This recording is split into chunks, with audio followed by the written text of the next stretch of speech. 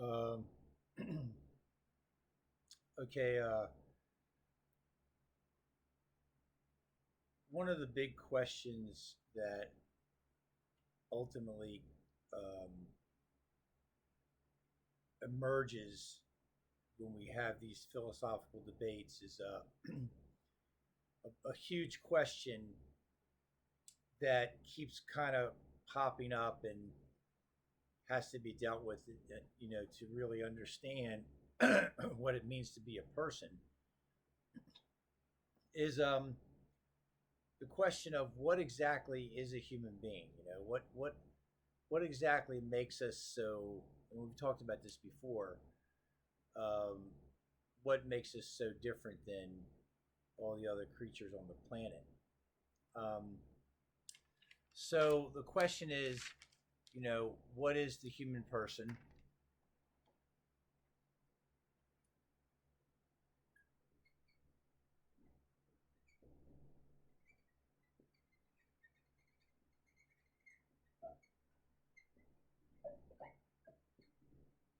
What is the human person?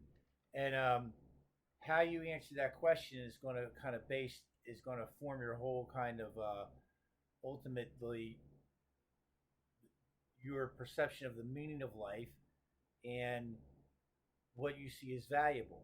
Okay, how you answer the question, what is the human person? That will decide uh, meaning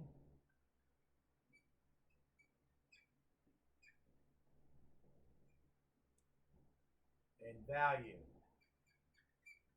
What you what you think is ultimately of value. Now, in order to get into this discussion, I'm going to tell you guys a little story of something I saw when I was younger. It was um, it was either in something called the Twilight Zone or Outer Limits. It was like this sci-fi TV show when I was a kid.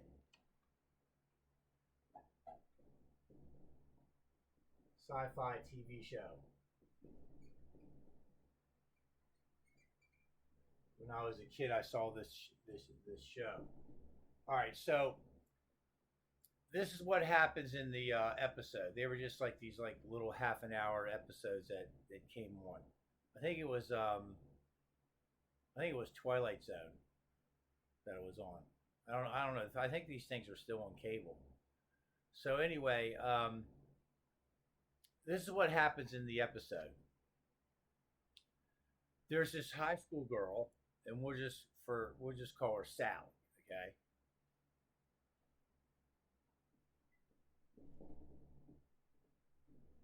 So Sally's like a junior, senior in high school, and she comes home from high school one day, and she's really, really happy. She's incredibly ecstatically happy, and the parents are like, "Wow, Sally, what are you so happy about?" And she tells her parents, "I'm in love."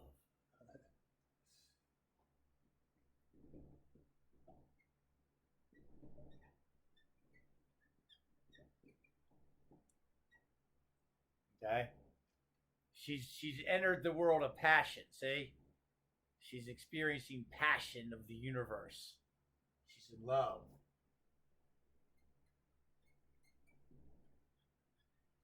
Her existence is now filled with passion.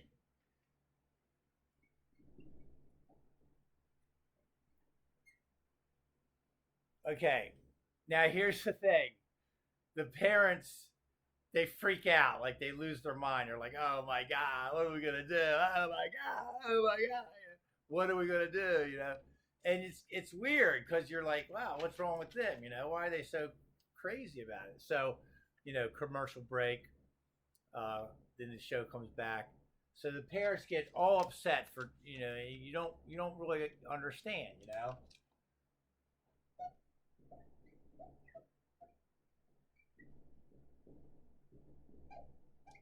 Parents are upset, really upset. Okay, so it comes back from commercial break, And the parents sit Sally down on the couch, living room couch, and they say, "There's something we have to tell you, something we've never told you before, and now it has to be told to you." And they say, "Sally, you are a robot."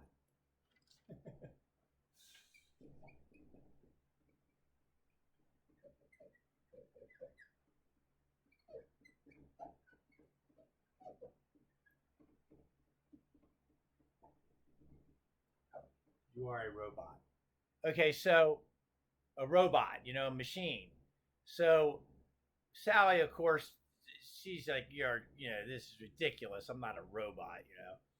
So they explained to her, like, how they purchased her, and she was like, she's made up of wires. She's a very sophisticated, you know, robot. She's made of wires, made of, matter.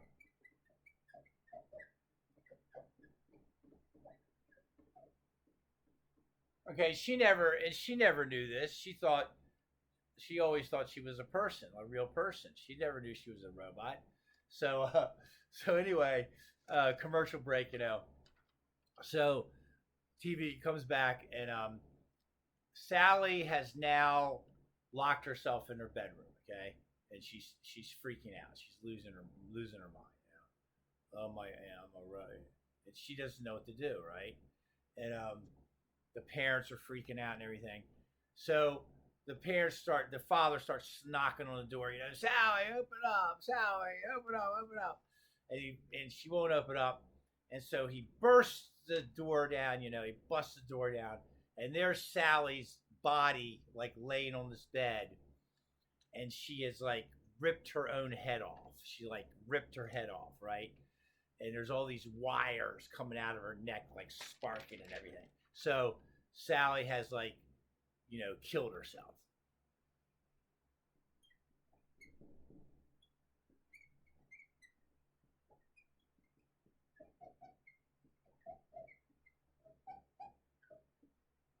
Wires are sparking all out of her.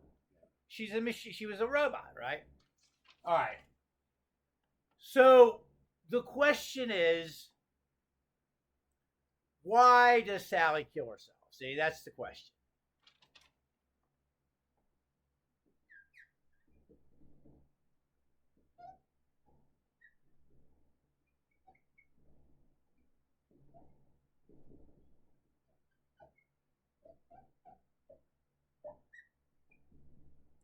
Why does Sally kill herself? Okay.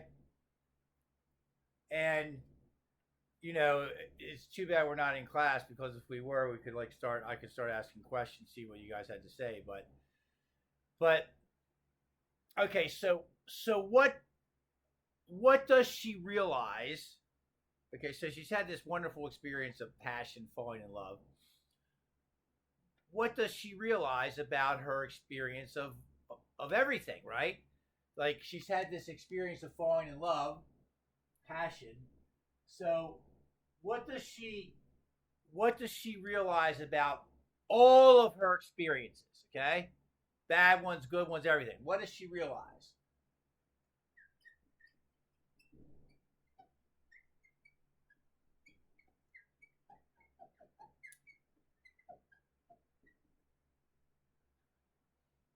Well, she realizes that these experiences she's had her whole life, right? They're not real, okay? There is no falling in love, there is no passion. Her experiences are not real, okay? Her existence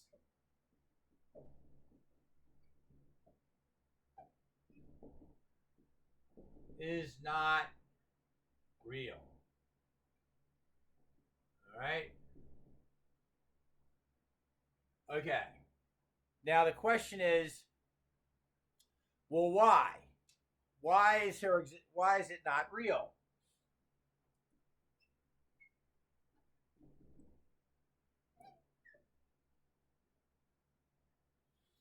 Okay, so you realize what we're saying here.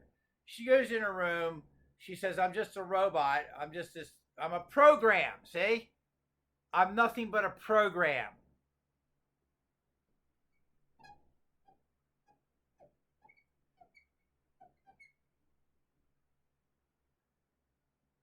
And because I'm a program, all of my experiences are what we call in philosophy. All of her experiences are, because she's a robot, a program, they're all predetermined by her program. Predetermined.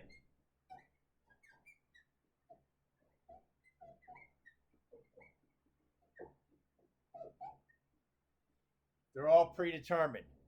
All right, I'm going to pause it and let me erase the board. All right, so let's go. Let's look at what we got so far.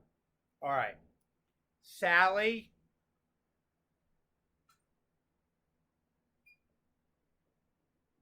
equals robot. Okay, Sally equals robot, meaning program.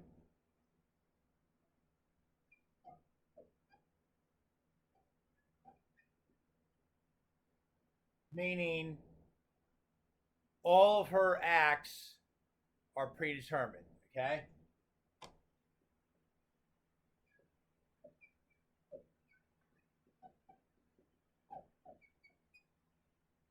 They're all predetermined.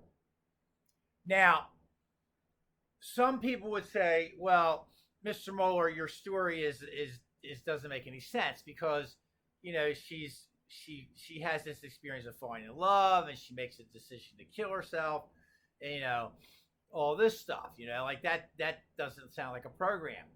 Mr. Moeller uses this story stupid because she's making decisions. See, if Sally's a robot and she's a program, she's predetermined. That means all of her decisions aren't real. There are no real decisions because it's a program.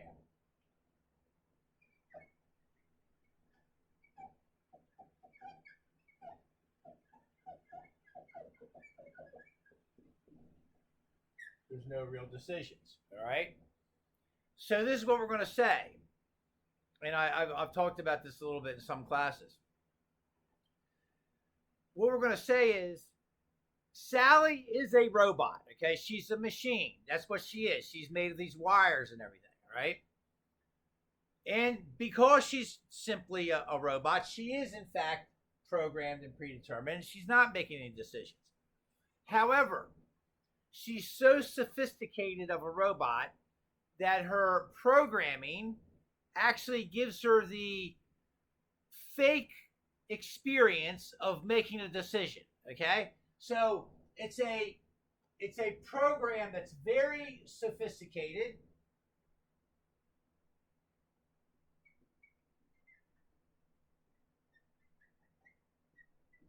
Okay?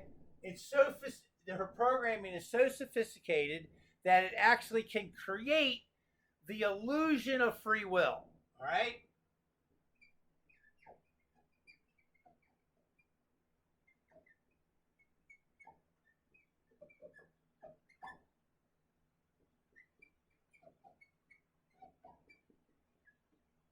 Okay. So Sally, as she's like in high, she's making these just like she's at when she falls in love with this guy at school, right? She thinks she's making a decision because that's how the program's set up. But in reality, it's not a decision because everything she does is based on what she's done in the past, and it just stimulates different uh, electrical impulses in her mechanical robotic brain. See, so for her, there's the past, okay, and then there's the future, right? But since she's a program, the future is always determined by the past. See, there is no real possibility. Real possibility does not exist. Although she experienced herself as possible, that's just the sophistication of the program. So, because she is a program and she's predetermined, the past totally determines the future. Okay? So there's no possibility, and so there really is no real future.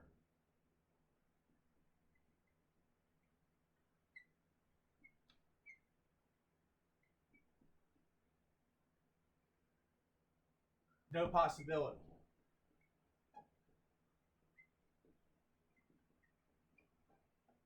Possibility doesn't. Possibility is an illusion, a delusion. Possibility is fake, not real. All right, so this is basically what happens. So she realizes all this, right? Every decision I make is pre. So what does she realize? She realizes I don't exist. There is no real Sally. There's just this program. There is no me. Okay.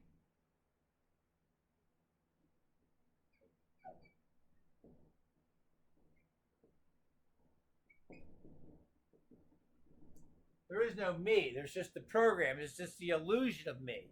So what she realizes is, well, that means my existence is meaningless because everything I do is simply this. I'm simply this predetermined response to the world. I don't really exist. I'm just this machine. So life is fundamentally meaningless because I'm not ever really making a decision. You know, everything's predetermined. There's no if I do I'm not really doing A or B. My program is, see? So because there's no free will, everything existence becomes meaningless, okay? So that's basically what we got. No free will equals existence meaningless.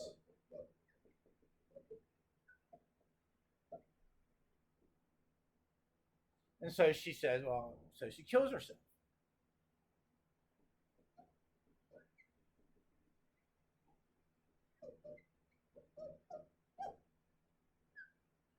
Okay? Now you could say, well, Mr. Mueller, that doesn't make sense because if she comes to the conclusion existence is meaningless and so she kills herself, that's like a free decision. No. Even that is the illusion of a decision because it's just the sophistication of the program. The program's so complex that it can create this illusion. But see, here's the bottom line. Even if she thinks she's making a decision, that doesn't make it a decision because it is predetermined. Okay, she is nothing but a program.